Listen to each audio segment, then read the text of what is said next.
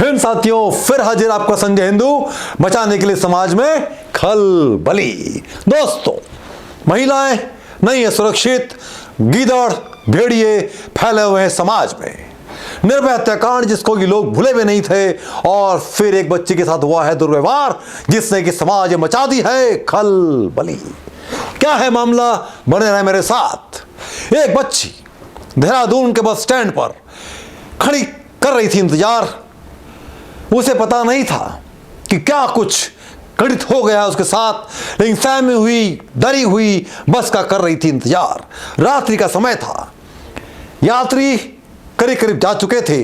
जिन्हें आना था वो आ गए थे, जिन्हें जाना था चले गए थे। चंद ही यात्री जिनके बस का समय था वो थे बस स्टॉप पर। तभी वहां पर घूम रहे एक वॉचमैन की नजर पड़ती है उस बच्ची पर। गार्ड देखता है कि बच्ची एहसास दिख रही है और कहीं न कहीं डरी और सहमी हुई है। वो बच्ची को देखता रहता है। तभी उसकी निगाह उस एक लड़के पर जाती है जो कि सतत उस बच्ची पर निगाह रखे हुए था। गार्ड देखता है और समझता है कि हो न हो इस बच्चे के साथ कुछ तो गलत हुआ है, क्योंकि लड़की छोजा सी बच्ची जिसकी उम्र महज 14 या 15 साल की थी, वो बार बार अपने कपड़े अस्त व्यस्त जो हो रहे थे उन्हें सही करने का प्रयास कर रही थी और कुछ छुपाने का प्रयास कर रही थी। गार्ड समझ जाता है कि इस बच्चे के साथ कुछ तो गलत हुआ है। वो पुलिस को खबर करता है। पुलिस आती है, लेकिन तब तक वो गार्ड उस लड़के और बच्ची पर रखता है निगाह। पुलिस वाले आते हैं और उस लड़की से पूछते हैं कि तुम कहां से आई हो, तुम्हें कहां जाना है, तुम्हारा नाम क्या है। लड़की असहज होती है और पुलिस वालों को देख करके घबरा जाती है। वो कहती है कि मुझे पंजाब के पटियाला जाना है और बस का इंतजार कर रही हूं। वो पूछते हैं क्या तुम्हारे साथ में कोई और भी है, लेकिन लड़की असहज होती है और वो कुछ भी बता नहीं पाती है और वो मर्दों को देख करके, पुरुषों को देख करके घबरा जाती है।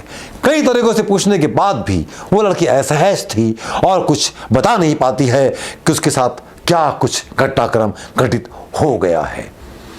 पुलिस वाले समझ जाते हैं कि इसमें कहीं ना कहीं कुछ गड़बड़ है। तभी चाइल्ड वेलफेयर सोसाइटी कोई फोन लगा दिया जाता है और वो लोग भी आ जाते हैं देहरादून बस स्टैंड पर। और जब वो भी सवाल करते हैं, देखते हैं लड़की और ऐसे हो जाती है और घबरा जाती है, कुछ जवाब नहीं दे पाती है। सिर्फ वो यही कह पाती है कि मुझे पंजाब के पटियाला जाना है।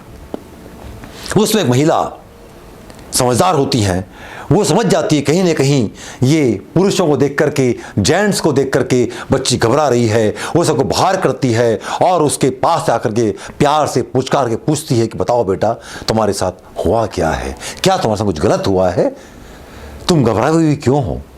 जब वो एक महिला के संपर्क में आती है और फूट फूट के रो पड़ती है और बताती है वृतांत जिससे कि पूरे पंजाब में नहीं, देहरादून में नहीं, पूरे देश में फिर निर्भया हत्याकांड हो जाता है उजागर। और एक ऐसी कहानी निकल के सामने आती है जो कि मचा देती है खलबली।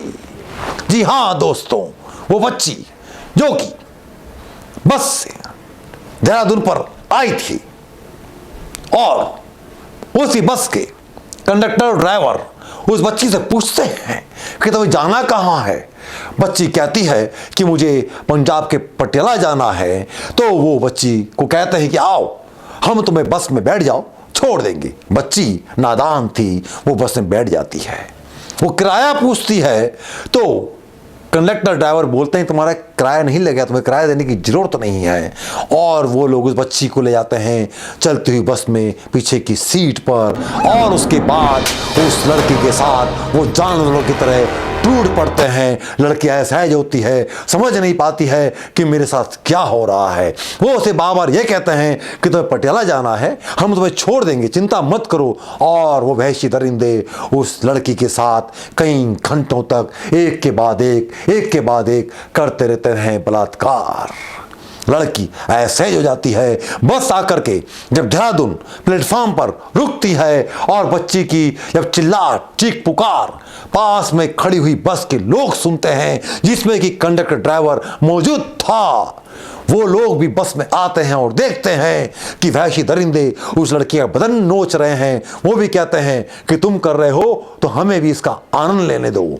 बच्ची को बचाने की जगह वो दरिंदे, जिसमें एक की उम्र 55 साल की थी और एक 60 वर्ष का था, वो भी अपनी मासूम पोती जैसी बच्ची के साथ करना लग जाता है दुर्व्यवहार। जब वो लोग हवस से परिपूर्ण हो जाते हैं, कंडक्टर नीचे उतरता है और हिसाब देने के लिए कैशियर के पास काउंटर पड़ जाता है। तो कंडक्टर पूछता है, तुम्हें इतनी देर कैसे हो गई? तुम्हारी बस तो आधे घंटे पहले आ जानी चाहिए थी, और तो इतने क्या कर रहे थे, कहाँ थे? तो कंडक्टर बोलता है कि हाँ, मैं किसी जरूरी कार्य से चला गया था, इस कारण हिसाब देने आने में लेट हो गया हूँ। लेकिन कंडक्टर जब कई तरह सवाल करता है और वो जवाब नहीं दे पाता है, तो वो कहता है कि देखो, बस के अंदर एक बच्ची है जिसका हम सबने आनंद लिया है, तुम भी चाहो तो ले सकते हो। बस का स्टॉप का कैशियर भी ललायित हो जाता है और आ जाता है उस बस के अंदर, और उस मासूम के साथ वो भी करने लगता है दुराचार, दुर्व्यवहार, बलात्कार। बच्ची मासूम बिस्तर पर एक पीछे की सीट पड़ी हुई अपना सब कुछ लुटवा रही थी, चिल्ला रही थी, लेकिन इन दरिंदों को नहीं आ रही थी कोई दया। जैसे ही ये सारा वाकया उनकी निगाहों में आता है, पुलिस वाले और चाइल्ड वेलफेयर सोसाइटी के लोग हत-पब रह जाते हैं। बच्ची बताती है, उसके बाद मुझे उन लोगों ने छोड़ दिया और मैं तब से यहाँ पर भटक रही हूँ। और जब उस गार्ड को पता लगता है कि वो व्यक्ति जो कि सतत निगाह लगाए हुए था बच्ची के ऊपर, वो ये देखना चाह रहा था कि कहीं ये बच्ची किसी के संपर्क में न आ जाए, लेकिन जब देखता है कि पुलिस वाले आ चुके हैं, वहां से हो जाता है फरार। अब पुलिस सख्ते में आती है और ये खबर फैल जाती है सनसनी की तरह, खलबली की तरह पूरे शहर में। सीसीटीवी फुटेज खंगाले जाते हैं और तलाश की जाती है। तब निकल के आते हैं वो दरिंदों के चेहरे सामने, जिसमें कि एक पहली बस का कंडक्टर ड्राइवर, दूसरी बस का कंडक्टर ड्राइवर और कैशियर। इनकी उम्र आप देखेंगे, एक दादा की उम्र के दो लोग हैं और बाकी उसके बाप की उम्र के हैं, लेकिन ऐसा व्यवहार करते हैं कि बच्ची की अस्मत पर तरस नहीं आता है।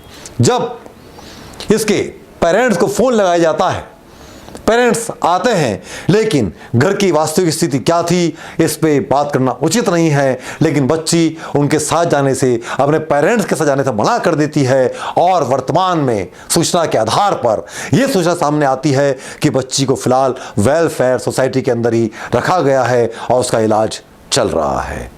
यह ऐसा वाक्य है दोस्तों जो कि हमें ये समाज में संदेश देता है कि बच्चियों को जहां आप देखते हैं, आपके परिचित है या नहीं है, लेकिन अगर कोई बच्ची आपको बदहवास दिख रही है, डरी हुई दिख रही है, अच्छा नागरिक होने के नाते हमारा दायित्व बनता है, फर्ज बनता है कि हम उसे सहयोग प्रदान करें, उसके पास जाएं और सुरक्षा के घेरे में उसे लें।